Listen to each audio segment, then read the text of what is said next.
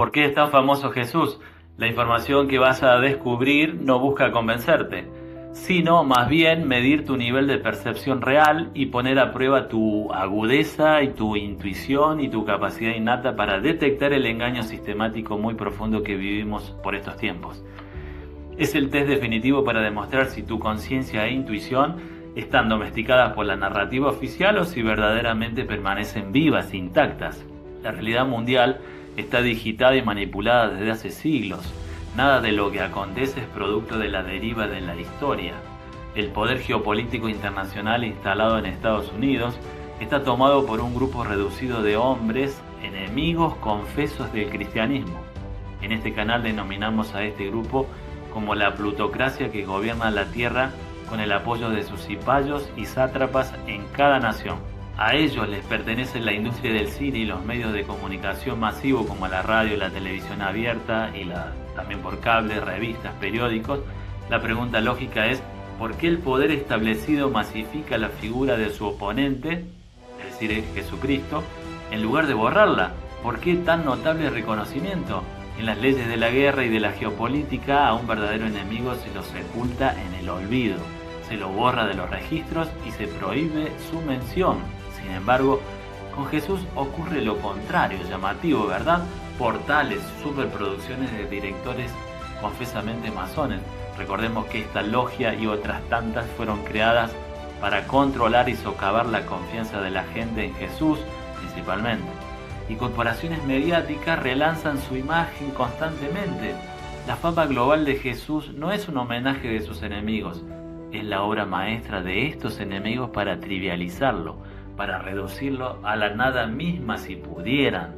Quédate, porque hoy desnudamos la ingeniería del engaño que usa el enemigo de la vida usando un falso pasado para congelar el presente. Después de la presentación, empezamos.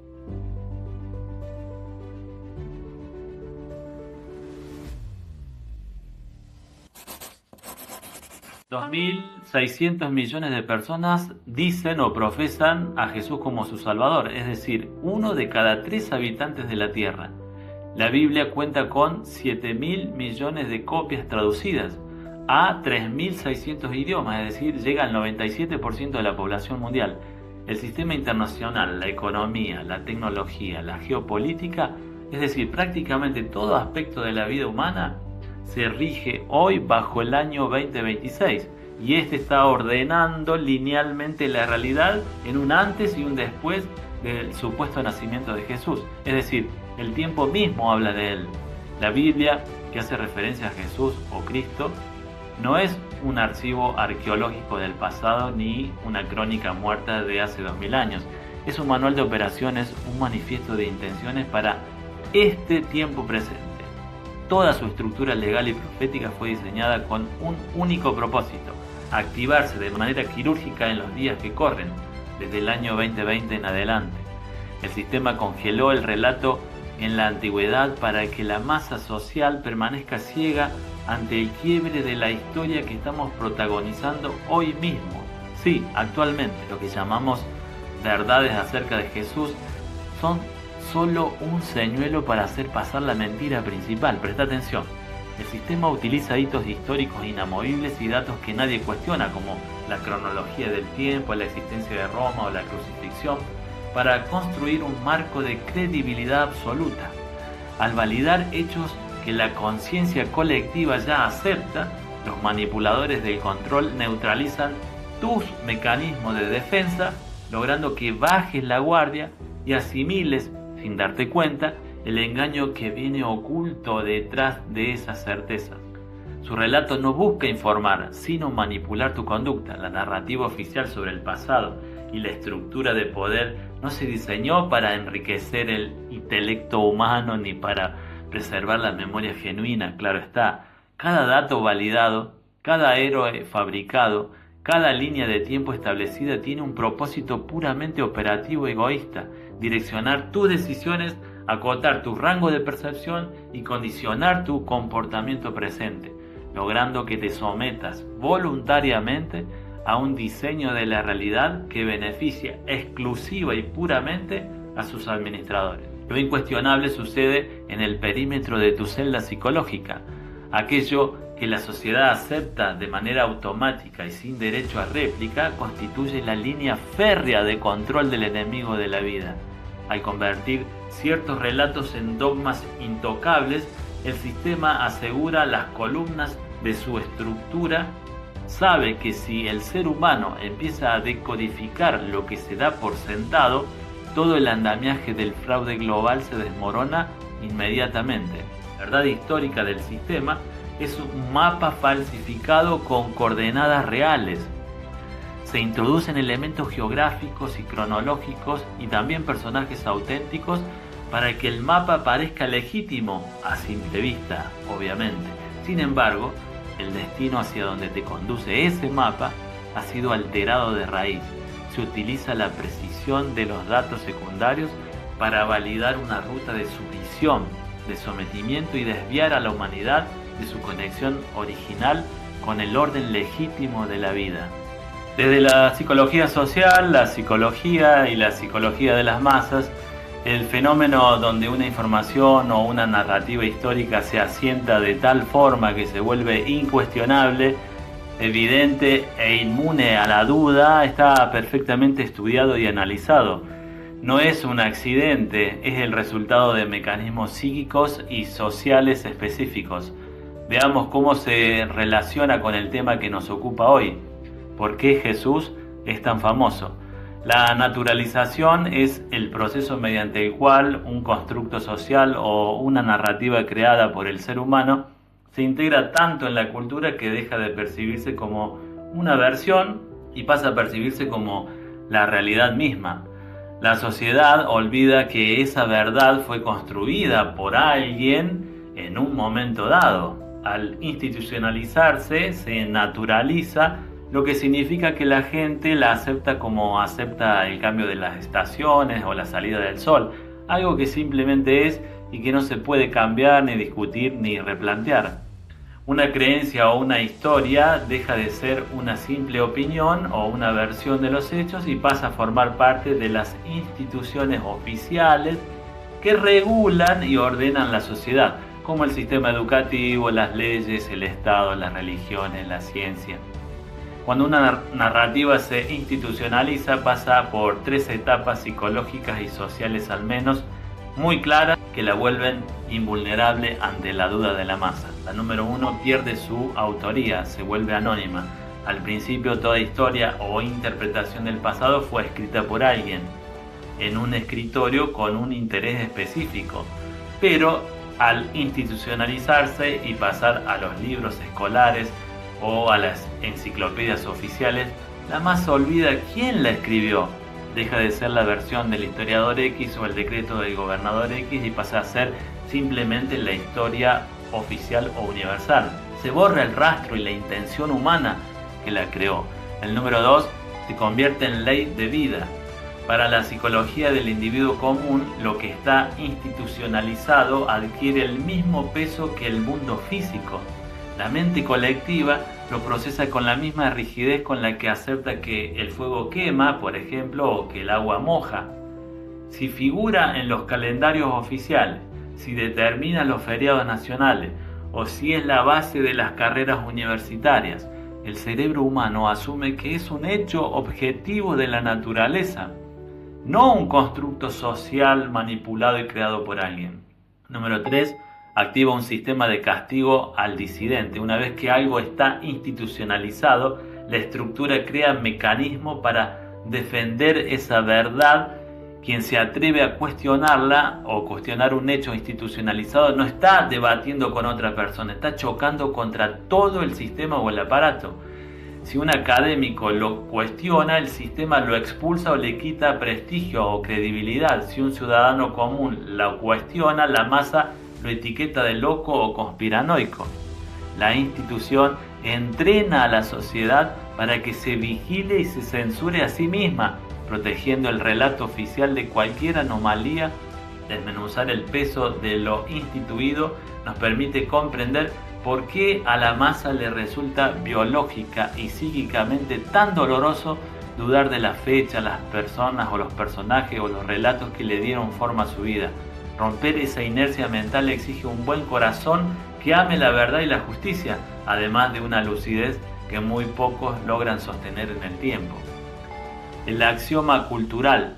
En la teoría de la comunicación, un axioma es una premisa que se considera evidente y que no requiere demostración. Un axioma cultural es una creencia compartida por un grupo que está tan arraigada que sus miembros consideran que es de sentido común, es lógico. Si alguien intenta cuestionar un axioma cultural, la masa no responde con argumentos lógicos, de hecho son desbaratados estos, sino con incomodidad, con burla, con rechazo social, porque tocar ese axioma desestabiliza la seguridad psíquica del grupo. Hegemonía cultural. La hegemonía es el proceso por el cual una clase gobernante logra que su propia visión del mundo, de la historia y de la moral incluso, sea adoptada por toda la sociedad como la única visión válida.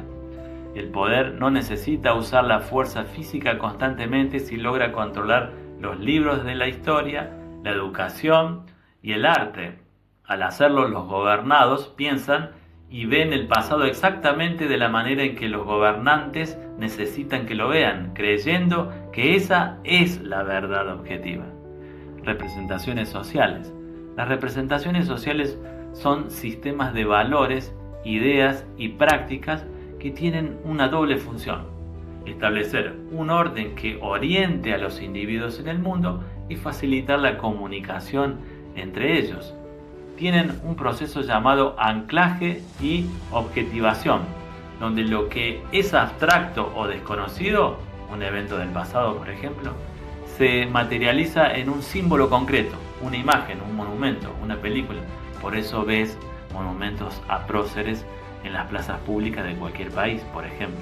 Una vez que la sociedad objetiviza el concepto en una imagen repetitiva, esa imagen sustituye la realidad misma. La ilusión de la verdad. A nivel puramente psíquico y cerebral, la mente humana utiliza atajos para ahorrar energía. El efecto de ilusión de veracidad demuestra que la familiaridad genera aceptación. Mientras más veces se repite una información, una idea, más alta es la probabilidad de que el cerebro la procese como verídica, sin importar si hay pruebas o no. Si desde la infancia, en la escuela, en la iglesia, en los informativos y en las películas se repite la misma fecha, el mismo mapa o el mismo relato histórico, el cerebro de la masa social lo procesa con fluidez cognitiva. Para el individuo, dudar de eso requiere un esfuerzo mental y una tensión psicológica llamada disonancia cognitiva que la mayoría prefiere evitar. Cuando te dan datos o información exacta sobre arqueología o cronologías comprobables, por ejemplo, el relator de la narrativa mentira se gana el título de fuente confiable, para luego moldear tu juicio sobre lo verdaderamente importante, que es el propósito de la existencia y lo que el Hijo de Dios dice al respecto. El poder proyecta una imagen distorsionada y lejana del Cristo para que funcione como un pararrayos emocional, logrando que la fe de las personas se disperse en el vacío del tiempo en lugar de concentrarse en un plano actual. Ofrece superproducciones cinematográficas para saciar la necesidad de justicia del espectador en una emoción pasiva y desviada. Deliberadamente lo exponen como una figura del pasado, adormilado, herido o muerto incluso, transmitiendo subliminalmente que está inactivo, que no puede influir en tu vida. El objetivo es que el deseo de cambio de la persona se agote en la culpa en lugar de transformarse en una búsqueda activa en el presente, lo que significa hoy, lo que realmente importa. Para que el control sea imperceptible se crea la ilusión de un refugio aceptado. Al promover la figura de Jesús en el cine y festividades, los gobernantes escondidos se muestran tolerantes y logran que la sociedad asuma erróneamente que no hay un conflicto ni ocultamiento real desarrollándose en el presente. La táctica de insensibilizar mediante la saturación, al repetir millones de veces el concepto de un Jesús salvador, pero moribundo, en entornos comunes, debates televisivos y marketing navideño, lo convierten en un símbolo para desviar su importancia real. Al volverlo parte del decorado cotidiano, común, la mente colectiva deja de percibirlo como un ser vivo y una amenaza inminente para el statu quo del sistema que nos gobierna. En un sistema donde la mentira gobierna, se busca que la población asimile el fraude como lo normal y lo correcto, mientras la verdad es etiquetada como peligrosa o antisistema. Esto genera disonancia cognitiva y obliga a la víctima a la autocensura por miedo a quedar fuera de la realidad oficial. El gobernante invisible ataca las relaciones interpersonales promoviendo el egoísmo, la sospecha, la traición y el narcisismo. Al inocular el virus de la desconfianza, las personas se ven como rivales o mercancías, quedando solas frente a sus pantallas, indefensas y con miedo. Así las personas se convierten en obstáculos dóciles para los gobernantes perversos. A través del subconsciente se induce la indefensión aprendida. Al hacer que las personas se sientan intrínsecamente incapaces, los seres humanos asumen que el mundo siempre será una porquería, renunciando a buscar el orden legítimo y aceptando la supervivencia como precaria que el tirano le ofrece. El Hijo de Dios, el Salvador. ¿De qué es el Salvador? La ingeniería social educó a la sociedad para pensar en la salvación en términos abstractos, místicos o estrictamente post-mortem para adormecerla. El desvío oculta que la salvación requerida es de una causa penal, legal y de poderosa legitimidad. La tierra y la conciencia han sido tomadas por administradores ilegítimos. Salvar significa en términos jurídicos estrictos restituir la propiedad a su legítimo dueño y liberar a los cautivos del sistema de deuda.